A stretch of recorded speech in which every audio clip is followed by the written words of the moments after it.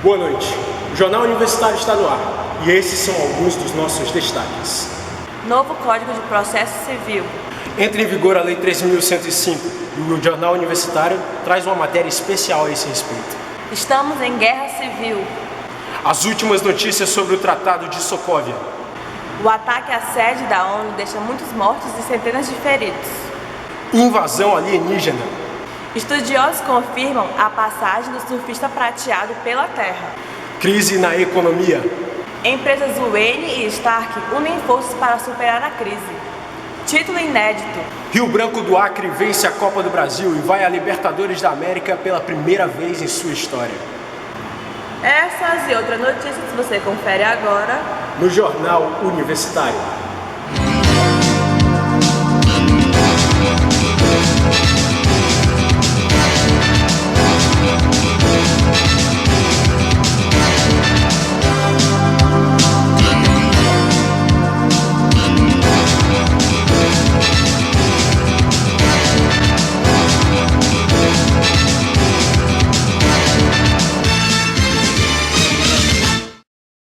Boa noite. Boa noite. Entrou em vigor o novo Código de Processo Civil. A nova lei revoga totalmente o antigo Código de Processo, que data de 1973. Pois é, pensando nisso, a equipe do Jornal Universitário traz a matéria especial sobre a Defensoria Pública do novo CPC. A reportagem é de Matheus José, Ana Macedo e Johanna Lima. Vamos acompanhar. Estamos aqui com o defensor público, o Dr. Gustavo Medeiros, e a primeira pergunta é: o que o senhor acha que a defensoria representa na sociedade? Bom, primeiramente, bom dia. Olha, a Defensoria Pública ela está regulamentada, né, na Constituição da República, né, e o melhor entendimento da Defensoria Pública é que ela é uma instituição que garante a transformação social da sociedade. Ela dá assistência jurídica à pessoa hipossuficiente, né? Essa hipossuficiência pode ser econômica, geralmente econômica, mas eventualmente pode ser uma hipossuficiência jurídica também, né? Eventualmente a defensoria atua no processo penal, por exemplo, se o réu não mesmo tendo recursos financeiros, não consegue contratar advogado, né? Isso aí seria um caso de hipossuficiência jurídica, né? No processo civil, por exemplo, também uma hipossuficiência jurídica, o réu revel citado por edital, né? Seria o caso de curadoria especial. Aí existe uma hipossuficiência jurídica e a Defensoria Pública também atua, né? Mas, na maioria das vezes, a hipossuficiência econômica, né? Aqui, por exemplo, na Defensoria do Acre, a regra é a gente atender a população cuja renda familiar, a pessoa cuja renda familiar seja de até 3 salários mínimos, né? A finalidade principal que eu entendo é prestar serviço jurídico de qualidade. E agora a visão não é só o serviço jurídico. A visão é garantir os direitos fundamentais para aquelas pessoas, né? Uma coisa é a gente vislumbrar, se a gente vislumbrar só com um atendimento jurídico, ele vira um atendimento como outro qualquer. Mas a questão o rico, a pessoa que tem recursos financeiros, ela normalmente tem aquele direito constitucional garantido, certo? Agora, isso para uma pessoa pobre, para uma pessoa carente, a princípio é só uma coisa bonita, né? Uma coisa que você pode pendurar na parede para os filhos, mas que não serve para nada. A Defensoria Pública, ela tem como finalidade garantir aquele direito, assegurar aquele direito fundamental para a pessoa hipossuficiente também. Então, a gente atua tanto na área penal como na área civil, né? Dessa forma, a área penal, eventualmente a pessoa que tenha sido acusada de um crime, a gente faz essa defesa, a defesa criminal, garantindo os princípios do contraditório, da ampla defesa, que incrivelmente hoje, se o defensor público deixar, acabam passando por cima. Então a gente tem que assegurar a todo momento o contraditório, a ampla defesa e também o direito ao duplo grau de jurisdição através dos recursos, né? E no civil, E no civil a atuação também é muito interessante porque é uma assistência jurídica que acaba sendo em massa, né? Aqui a gente, num estado como o Acre, onde 90% da justiça o atendimento, 90% da justiça é composto por pessoas hipossuficientes, então a gente trabalha mesmo garantindo os direitos constitucionais das pessoas, né? Basicamente o civil grosso é atendimento de família, né? Consumidor, o grosso seria esse. Bom dia. Bom dia, tudo bem? Eu queria lhe fazer uma pergunta. Como são regulamentados os prazos processuais da Defensoria Pública? A Defensoria Pública tem a prerrogativa, a Lei Complementar 80 de 94, dá a prerrogativa do prazo em dobro, né? Então, e tem essa modificação do novo Código de Processo Civil, que já coloca no Código de Processo Civil isso, né? Ou então o prazo, por exemplo, no processo penal e processo civil, o prazo, se for um prazo do CPP ou do CPC, um prazo comum, o prazo é em dobro. E a não ser que o juiz dê um prazo específico para o defensor se manifestar, né?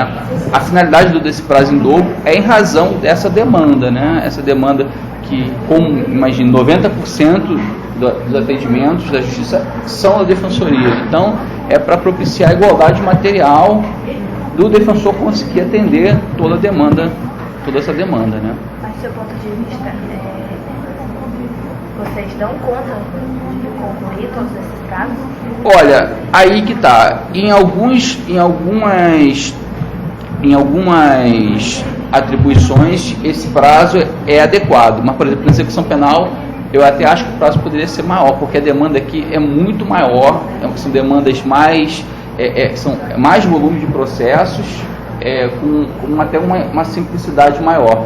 Mas aqui já é muito difícil, né? Esse prazo em dobro é muito difícil de cumprir, até por conta da estrutura da Defensoria ser menor que a do Ministério Público e menor que a do Poder Judiciário, né? Então nós não damos conta. O ideal é que as varas sempre nos deem uma forcinha, porque fica difícil. Obrigada. Então, Gustavo, acerca da questão da responsabilidade do defensor público. O novo Código de Processo Civil agora ele traz expressamente essa atribuição.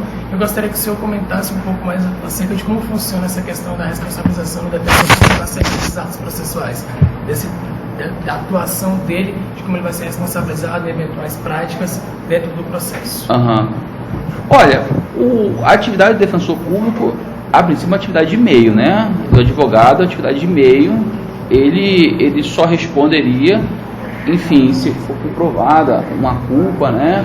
Agora, o novo Código de Processo Civil, ele coloca a responsabilidade do defensor semelhante do juiz, que ele responderia por dolo ou fraude, né? Então, é importante a gente entender que, é claro, o defensor público tem deveres funcionais, né? Tem a lei complementar 80 regulamentos de deveres, a lei complementar nossa estadual também regulamenta esses deveres, e eventualmente, numa possível falta, eles são apurados pela Corregedoria da Defensoria Pública, né? Então a gente sempre tem sempre que ter a atuação pautada nesses deveres, né? Por exemplo, o dever de sigilo é muito importante, é um dos mais importantes, né? Dever de sigilo funcional, o dever de cumprir com os prazos, né? E também o dever de você dar o melhor atendimento jurídico possível para o assistido, né? E eventualmente a gente pode responder perante a Corregedoria ou até mesmo perante eventualmente um ato de probidade. É possível também, né? É possível também. Perfeito, Tá? Muito obrigado por sua Nada. Obrigada. Bom dia para vocês. Bom dia, estamos aqui com o Saltino Silva, 73 anos, agricultor, lá do Ramal do Cacau, na colônia Santa Luzia, no Bujari. Saltino, bom dia. Bom dia. Queria saber para o senhor o que a Defensoria Pública representa para a sociedade. Rapaz, você não pode dizer nada, isso aí é quem resolve tudo isso aí, meu filho. Não pode dizer nada. Eu nem leio o termo, não posso saber de nada. Eu sou ligado para vocês resolver problema nenhum. Resolver é vocês e eles lá. Então, por o senhor não saber muitas coisas, não ter o conhecimento jurídico, a Defensoria lhe ajuda para resolver todos os seus problemas. Pois é, isso aí que eu queria. E o senhor acha que ela ajuda mais outras pessoas também? Eu acho que ela ajuda. Eu espero que ela ajude, né? A resolver todos os seus problemas. Justamente. Bom dia, estamos aqui com o Thiago Nery, estagiário. Thiago, o que a Defensoria representa na sociedade, na sua opinião? Bem, eu acho que a Defensoria ela é realmente um meio essencial para um direito constitucional que todo mundo tem, pelo menos tecnicamente falando, que é o direito ao contraditório. Mas aí surge uma dúvida, eu acho, assim, quanto a essa questão. Sobre aquelas pessoas que não têm condição de, por exemplo, pagar um advogado. Mas será que essas pessoas que não têm condição de pagar um advogado, eles também têm o direito ao contraditório? Então a Defensoria vem justamente para sanar esse problema social que a gente tem. E aliás, que sempre existiu, que são as mazelas sociais, os problemas sociais das pessoas menos beneficiadas socialmente e também financeiramente falando. Então a Defensoria ela veio justamente para fazer com que esse problema, com que as pessoas têm de não poder ser patrocinado pelo advogado particular, ela aconteça. Então, a partir de então a gente verifica a relevância que a Defensoria Pública tem para todas as pessoas e principalmente aquelas que não têm condição de pagar um advogado, mas que têm direito ao contraditório, direito de defesa, seja o autor, seja o réu, e que precisam também serem assistidas e terem o seu direito fundamental respeitado e a justiça de fato ser executada. E a influência acadêmica, Thiago, essa questão da Defensoria Pública, a atuação que ela tem, a contribuição que você que é estagiário, no caso, o que a Defensoria Pública influencia nisso, segundo as atribuições, segundo tudo que você vem aprendendo, tudo que você acompanha no seu trabalho, não é a influência da Defensoria Pública na sua estagiária, na sua acadêmica? Ótima pergunta, Matheus, porque eu acho que a Defensoria assim, não querendo diminuir os outros, mas é o melhor órgão que você tem de atuação, porque você aprende de tudo um pouco. A gente trabalha na área criminal, mas também já trabalhei na área civil, então é um conhecimento muito grande e muito importante para o acadêmico, principalmente para quem está no início, que ainda não tem aquela prática. Então a Defensoria ela te dá essa oportunidade, porque às vezes na sala de aula a gente vê muito teoria, mas a Defensoria Pública ela te dá a oportunidade de poder executar as suas teorias e de uma forma excepcional por poder atender pessoas que não têm condição social, que não tem um enfoque social que a mídia não vê. Geralmente as pessoas não dão muito valor ou credibilidade por elas não possuírem o seu quesito financeiro aguçado, né? Então a gente tem essa oportunidade, principalmente eu que tenho esse elo social com as pessoas, de poder acompanhar, de poder estar junto, de poder acompanhar o processo delas. Não é só um atendimento jurídico, hoje acabou, não, elas vêm sempre. Então eu acho que isso é muito importante, o mais, eu diria ainda, o mais gratificante para a gente que é acadêmico, para a gente que é estagiário e que sempre teve e tem a ideia de que a justiça tem que ser feita de qualquer modo. Então a Defensoria ela é muito importante por isso. E a minha visão de acadêmico é essa. Acerca dos prazos, na tua opinião, eu acho que dá para cumprir todos os prazos? Bem, a Defensoria Pública ela sempre tem um prazo dobrado justamente para sanar esse problema, mas que infelizmente, mediante a grande demanda, não é possível. Algumas vezes a gente acaba, o defensor tem que se virar em mil com os estagiários, né, para tentar interpor alguma coisa de forma tempestiva, mas é muito difícil, isso é muito claro. Então, pela questão de demanda de processos que a gente tem na Defensoria Pública do Estado, acaba que algumas vezes a gente acaba perdendo alguns prazos pela demanda ser muito grande. Não poderia ser um pouco mais estendido, mas isso também não impossibilita de nenhuma forma a execução dos trabalhos em sua totalidade e e analisando assim de uma forma genérica ou generalizada. Mas assim, seria muito interessante se os prazos fossem um pouquinho maiores pela questão da demanda, e isso não só no Acre, mas em todo o país.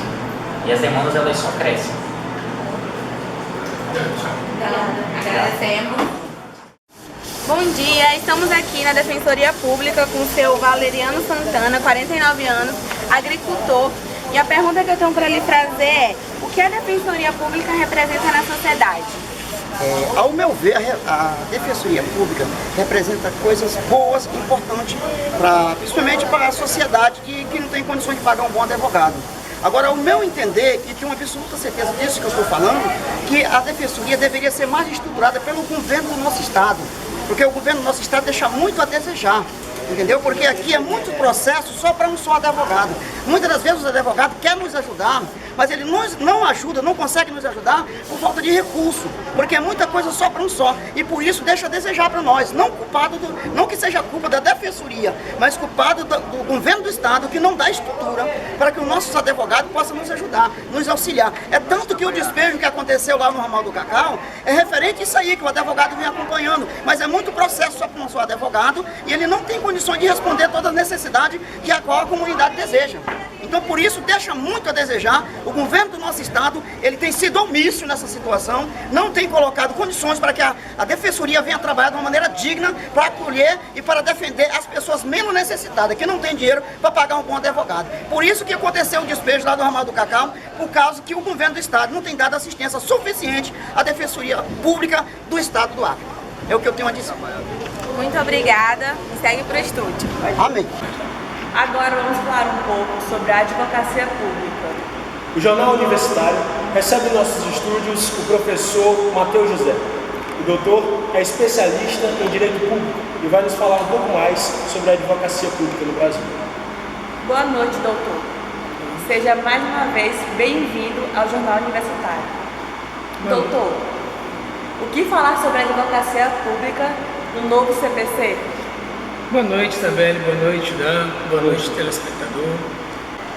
A advocacia pública, ela está prevista na nossa Constituição Federal e, mais precisamente, no capítulo 4, em sua seção 2, nos artigos 131 e 132.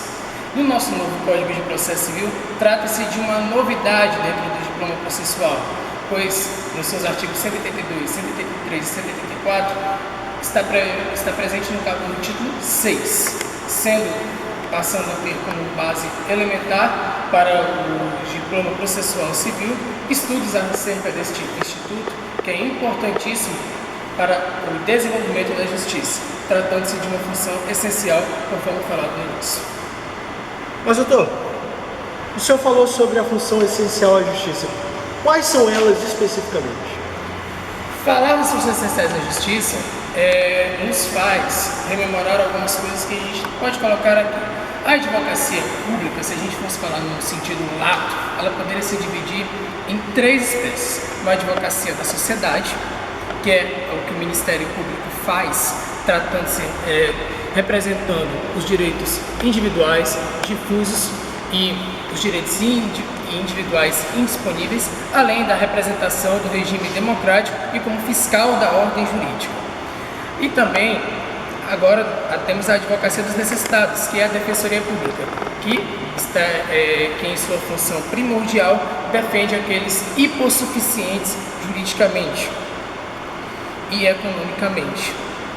E a advocacia pública, ela está presente, conforme foi falado na Constituição e no CPC, e sua função primordial é representar os interesses públicos dos entes federados na administração direta, que nós temos a União, os Estados, o Distrito Federal e os municípios, e na administração indireta, autarquias, fundações públicas, empresas públicas e sociedades de economia mista. Doutor, quais são as principais figuras da advocacia pública? Importante agora nós falarmos, na pergunta anterior eu não entrei em detalhes sobre isso, mas é importante nós sabermos o que é realmente essas figuras da advocacia pública. Nós temos em primeiro lugar a Advocacia Geral da União, que está tendo por função principal a representação dos interesses da União. os interesses e tendo consultoria jurídica, assessoria diretamente ligadas à União e sua representatividade. No mais, nós temos outros papéis. As procuradorias dos estados e dos municípios também fazem parte da advocacia pública. E outra coisa que nós podemos mencionar aqui é a Procuradoria da Fazenda Nacional, que trata-se de um órgão que é filiado à Advocacia Geral da União, que atua especificamente na execução das dívidas ativas. Outra coisa que nós podemos falar é a questão dos procuradores federais. Os procuradores federais, eles são membros elementares da advocacia pública. Os procuradores federais são, por exemplo, os advogados do INSS, como as pessoas costumam dizer, mas eles são procuradores gerais federais. E eles não estão limitados somente a atuarem no INSS, por exemplo, que é uma autarquia. Eles podem ser deslocados para outras autarquias ou para outras fundações federais, como, por exemplo, a FUNAI. Mas há uma exceção nessa regra dentro dessas figuras. A exceção trata-se do seguinte: o Banco Central do Brasil não possui procuradores federais. O Banco Central do Brasil possui um procurador-geral do Banco Central, procuradores gerais, que atuam especificamente no Banco Central. Eles não podem ser deslocados por conveniência da administração pública indireta. Diferentemente do caso que nós mencionamos aqui das autarquias, das fundações públicas, que são outras figuras da administração direta, mas que podem ocorrer esse deslocamento. Por isso, é importante você diferenciar a questão da advocacia pública. Então, trata-se de um papel super importante. E outra coisa que eu gostaria de realçar é acerca dos procuradores dos estados e dos municípios, que eu pretendo explicar sobre como funciona essa questão do ingresso da procuradoria, nas procuradorias gerais dos estados e dos municípios, que muitas pessoas objetivam e pensam: mas é advogado do estado, mas é advogado do município. Justamente, na verdade, eles são os representantes dos interesses estatais, conforme o próprio conceito amplo da advocacia pública nos traz. Doutor, e como que é o ingresso nessas carreiras públicas? É justamente isso que eu acabei meio que antecipando, porque eu já previa que isso seria perguntado. Mas é interessante a gente tratar do seguinte: o ingresso vai trazer algumas peculiaridades, porque o advogado-geral da União, o procurador da Fazenda Nacional, os procuradores dos estados e dos municípios e os procuradores federais, eles ingressam por meio de concurso público de provas e títulos, ou somente de provas, mas com participação em todas as suas fases da Ordem dos Advogados do Brasil. No entanto, há uma exceção elementar. Volto a ressaltar essa questão. O advogado-geral da União, ele é nomeado pelo presidente da República. E a sua nomeação segue critérios específicos, como ocorre, por exemplo, nos ministros do Supremo Tribunal Federal, mais de 35 e menos de 65 anos ele deve possuir, como aconteceu com o advogado José Eduardo Cardoso, que era o então advogado-geral da União, que agora atua na defesa da presidente afastada Dilma Rousseff. No entanto, ele foi exonerado junto com os demais. Exatamente. No afastamento da presidente Dilma Rousseff. Sim. Mas é justamente essa questão. O AGU, ele não, diferentemente dos outros advogados gerais, existe concurso para a Advocacia Geral da União, mas esse concurso, essas pessoas, as pessoas concursadas em si, elas possuem estabilidade. O advogado José Eduardo Cardoso, ele não era advogado-geral da União, ele foi nomeado.